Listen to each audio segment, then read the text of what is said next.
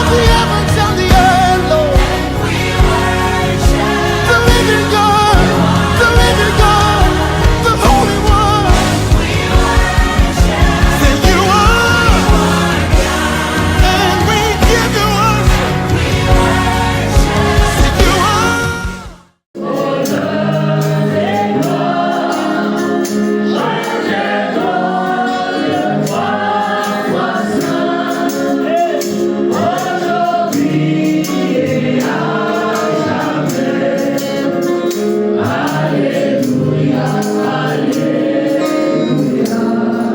Dans cette atmosphère, nous allons nous asseoir, mais dans l'attitude de dévotion, nous laisserons le piano continuer avec un son solide, un son d'adoration, ce son qui nous fait tant de bien.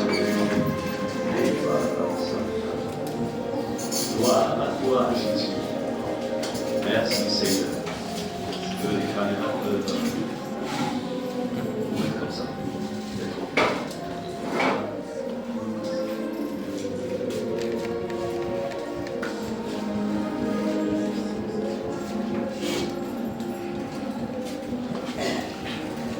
Praise God. Bonsoir à tous. Dis à celui qui est à côté de toi que tu es une merveilleuse créature. Good. Good creation. Good. Alléluia. Dieu est infiniment bon. Il est bon, il est merveilleux. Il nous fait la grâce de nous retrouver ce matin dans sa présence. La parole de Dieu déclare, là où deux ou trois personnes sont assemblées en son nom, il est présent au milieu d'eux. Et ce matin, nous avons cette assurance qu'il est au milieu de nous. Amen. Amen. Parce qu'il est celui qui honore sa parole. Amen. Dis à quelqu'un, Dieu honore sa parole. Amen. Amen. Dieu honore sa parole. Ce matin, je voudrais ici échanger avec vous sur un thème qui vous fera beaucoup de bien, qui va vous aider, voyez-vous. Lorsque Dieu crée l'homme, nous sommes dans le livre de Genèse. Avant que Dieu ne créât l'homme, il avait d'abord pris toutes les dispositions. Disons toutes les dispositions. Je voudrais te dire ce matin qu'avant que Dieu t'envoie sur la terre, il avait déjà pris toutes les dispositions pour que ta vie sur la terre soit à l'image de ce que lui il avait conçu avant que tu ne viennes. Amen. Dieu plaça Adam et Ève dans le jardin d'Éden et ils avaient tout ce dont ils avaient besoin. Est-ce qu'on est ensemble? Amen. Mais Dieu donna des instructions à Adam et Ève afin que leur vie en ce temps-là soit une vie agréable, on dira les plus agréables. Des instructions.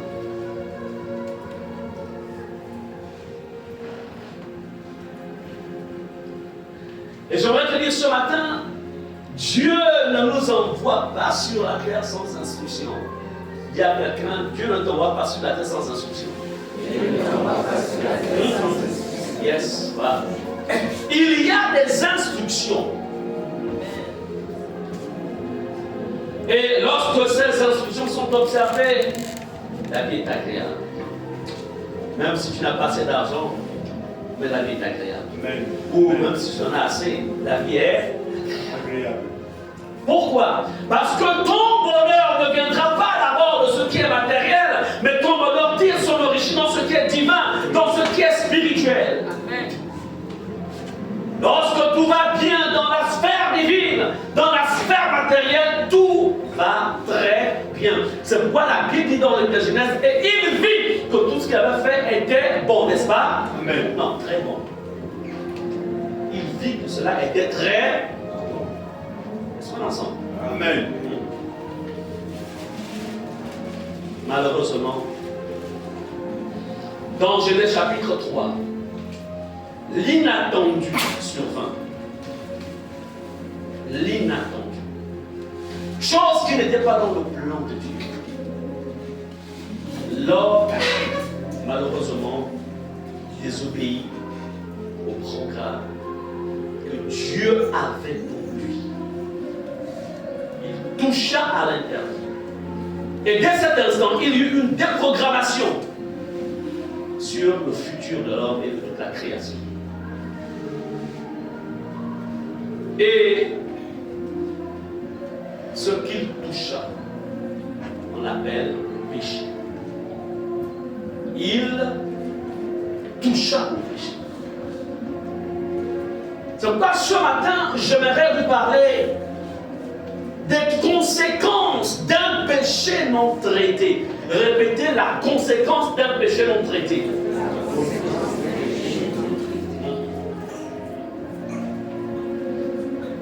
Lorsqu'un péché n'est pas traité, il y a des conséquences. Et cela bloque. Ça bloque la vie de l'homme. Si un homme, un chef de famille va prendre le péché dehors et l'amène à la maison, ça va bloquer l'avenir de cette famille. Il n'y aura plus de paix entre l'homme et la femme. Ou si c'est la femme qui va chercher le péché qui l'amène à la maison, il n'y aura plus de paix. Et pourtant, bien avant, il vit en paix. Lorsqu'un enfant va prendre le péché au dehors et l'amène à la maison, il n'y aura plus d'harmonie entre parents et enfants.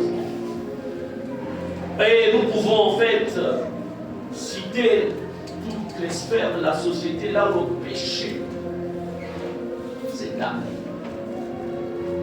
Le péché. Et lorsque je parle ici du péché, vous savez, dans les églises, les gens voient qu'un seul péché. La fornication, l'adultère, quoi d'autre encore. C'est-à-dire les grands péchés. Grand bien même devant lui, il n'y a ni grand ni petit péché. Le péché, c'est le péché. Celui qui voit 1 milliard et celui qui voit 5 francs, les deux n'auront point au Seigneur, ils n'ont pas traité ce problème. Le problème, ce n'est pas 5 francs ou 1 milliard qui importe, le problème, c'est l'acte en lui-même. Voilà. Donc, lorsque je parlerai ici du péché, ne voyons pas seulement ce que vous avez catégorisé. Mais lorsqu'on a du mal à pardonner à quelqu'un, on dit, bon, c'est tout à fait normal. Tant qu'il ne revient pas à moi, moi je ne pardonne pas. Ça aussi, c'est le péché. Lorsque tu dois à quelqu'un, même si c'est 500 francs, et que tu dis, écoute, je te rentrerai tes 500 dans une semaine, et ensuite ça fait 3 mois que tu n'as pas rendu 500, c'est le péché. Est-ce qu'on est ensemble? Oui. Beaucoup parmi vous avez du mal à avancer. Votre vie semble tourner en rond. Au début, vous allez dire que votre vie c'était speed. Vraiment, tout marchait pour des super roulettes. Mais à un moment, il y a comme en fait une lenteur. Les amis disent, what's wrong? Qu'est-ce qui va pas? Quel est le problème? Et puis, bon, lorsqu'on n'est pas très sensible dans l'esprit, on se dira, je passe juste traverse là, tant de vallées. Non. Nous allons voir dans la Bible comment le péché avait détruit un des hommes les plus grands de la terre en ce temps-là. Surtout quand il n'est pas traité. Beaucoup d'enfants de Dieu ne savent pas qu'un péché doit être traité. Lorsqu'il n'est pas traité, il y a des conséquences qui peuvent s'étendre jusque dans des générations, qui peuvent traverser les générations. Le péché, c'est un mal. Dis, le péché est un mal. Le péché est un mal.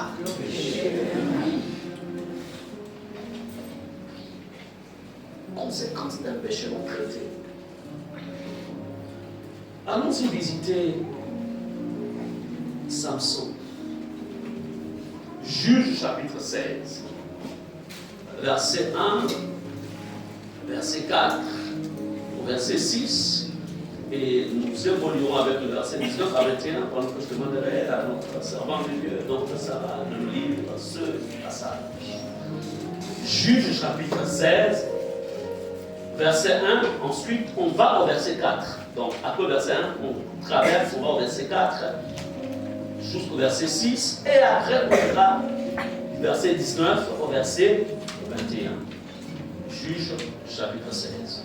Nous lisons la parole de Dieu. La parole de Dieu déclare: Samson partit pour Gaza, il y vit une femme prostituée et il entra chez elle. Après cela, il aima une femme dans la vallée de Sorek, elle se nommait Dalila.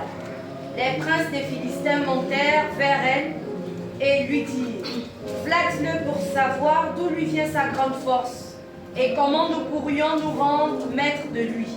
Nous le lierons pour le dompter et nous te donnerons chacun 1100 cycles d'argent. Dalila dit à Samson: Dis-moi, je te prie, d'où vient ta grande force et avec quoi il faudra te lier pour te dompter.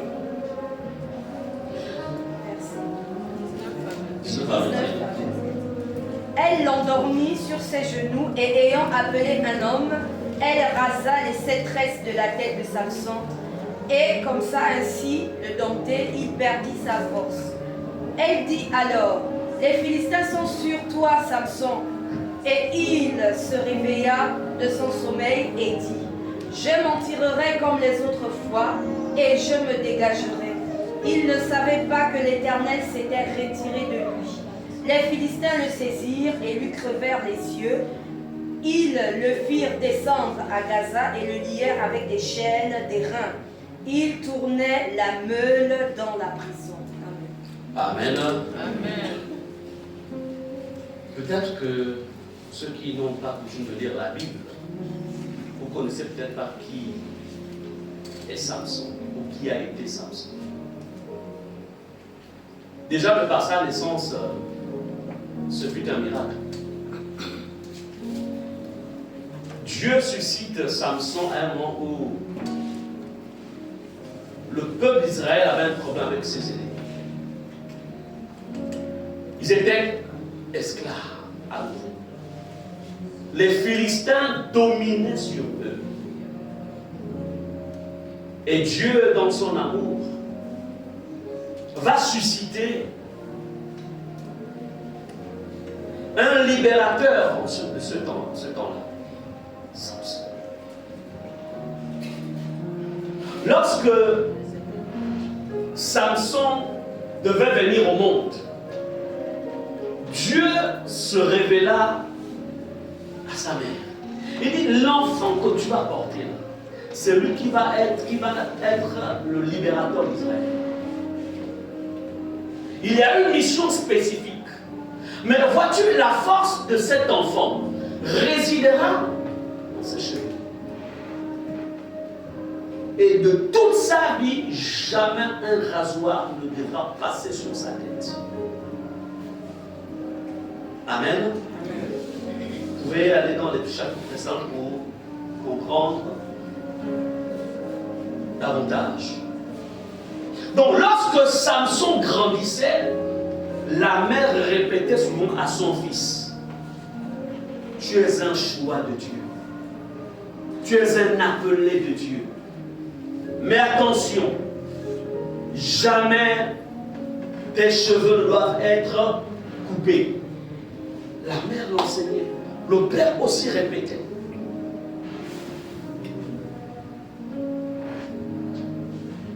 Je voudrais vous dire que tous, autant que nous sommes dans cette salle, quand tu as décidé de te donner à Jésus, Dieu a, dans chacune de nos vies, il y a ce que j'appellerais le siège de notre force. Répète: le siège de ma force. Le siège de ma force. Tu dois connaître le siège de ta ta force et aussi le siège de ta faiblesse. Tout homme sur la terre a un point fort et un point faible. Et ça, le diable le sait. Il sait. Continue à courir, mais si tu ne veilles pas sur ton point faible, je t'aurai. Mais si tu veilles, ça devient compliqué pour lui parce qu'il ne t'aura jamais. Siège. Samson va commencer en fait à jouer avec sa sainteté, à jouer avec le siège de sa force. Samson, c'était quelqu'un, il y a 1000 soldats, 1000 ennemis en face de lui, avec une mâchoire d'âne. Il terrasse les 1000. En autant de Samson, Israël était à nouveau craint. Je voudrais te dire ce matin, ton existence n'est pas un hasard. Répète, mon existence n'est pas un hasard.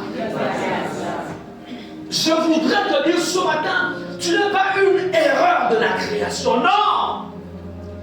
Même si on a voulu t'avorter, ne te dis pas, ça veut dire que je suis une erreur. Est-ce que l'on sent? Jamais. Personne n'est une erreur. Tu es un choix de Dieu. Même si ta vie semble compliquée, tu n'es pas une erreur. Dans le plan de Dieu, il t'avait déjà prédestiné d'avance.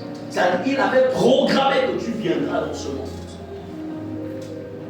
Et par conséquent, il t'a équipé. Il t'a donné quelque chose.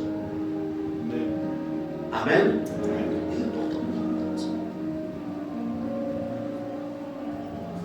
Alors,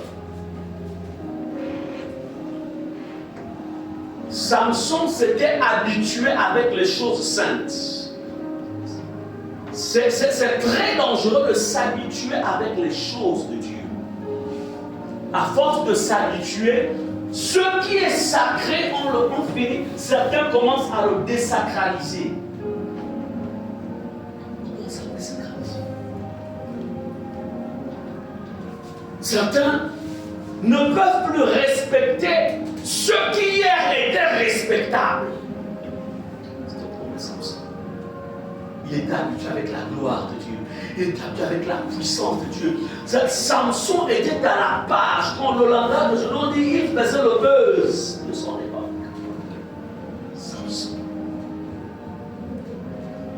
Même au plus profond du territoire des Philistins, quand le nom de Samson était prononcé, tout le monde se mettait en fait en cas de crainte. Parce qu'il était une terreur pour ses ennemis, les ennemis d'Israël. Je voudrais te dire ce matin, tu ne mesures peut-être pas la terreur que tu es pour le monde éternel, mais le monde éternel réalise que tu es une terreur. Répète au nom de Jésus. Je suis une terreur.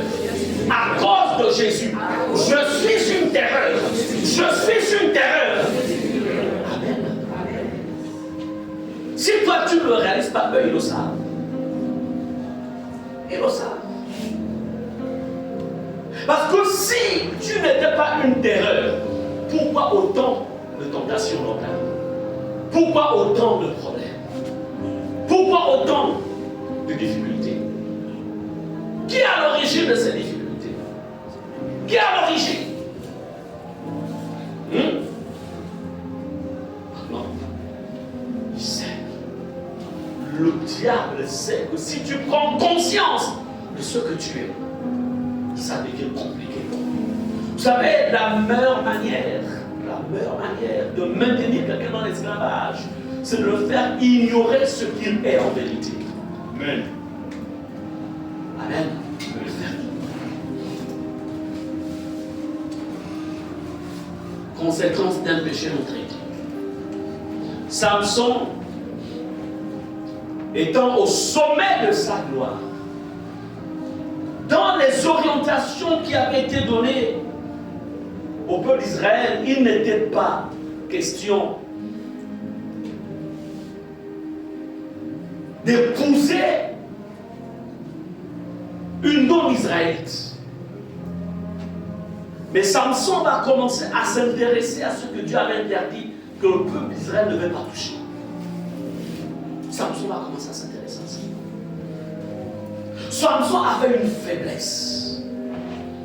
Le problème de Samson, c'était les femmes étrangères.